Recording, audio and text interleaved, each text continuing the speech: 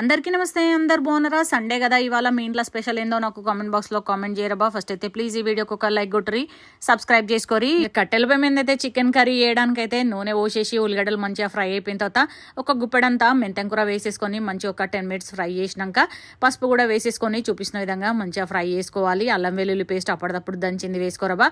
కూరలు అయితే కమ్మగా ఉంటాయి. చికెన్ గ్రేవీ కర్రీ ఎట్లా వండాలో నా కొడుకుకి నేర్పిస్తున్నాను అనమాట. నా కొడుకు నేను గైడ్ చేసిన కొద్ది వండుతున్నాడు. ఇక్కడ చికెన్ వేసేసి మంచి ఒక 10 minutes అయితే ఫ్రై చేసుకోవాలి. ఇంతకుముందు నేను చాలా వీడియోస్లలో చెప్పినబ్బా మీకు, మా ఇంట్లో అందరు షెఫ్లే అనమాట, ఎవరైనా వంట చేస్తారు అన్నట్టు మా ఇంట్లో.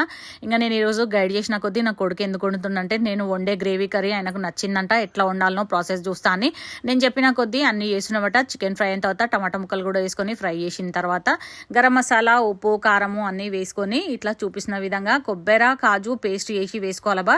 చికెన్ అయితే గ్రేవీ చాలా బాగా వస్తుంది. ఇంక ఇక్కడ చూపిస్తున్న విధంగా ఒక 5 minutes అయితే ఫ్రై చేసుకున్నాక ఎసరైతే వేసేసుకొని ఒక 15 to 20 minutes ఉడకనియాలన్నమాట. ఇట్లా చేసిన గ్రేవీ కర్రీ అయితే చపాతీలకు కూడా కమ్మగా ఉంటది, అన్నంలకు కూడా సూపర్ ఉంటది అబ్బా. బగారన్నం ఉంటే అయితే ఇంకా టేస్ట్ అదిరిపోతుంది అనమాట. కౌసుకూరలు కమ్మగా ఉండాలంటే నూనె, కారం, గరం మసాలా జరంతా ఎక్కువనే వేసుకోవాలి, అట్లయితే టేస్ట్ బాగుంటది.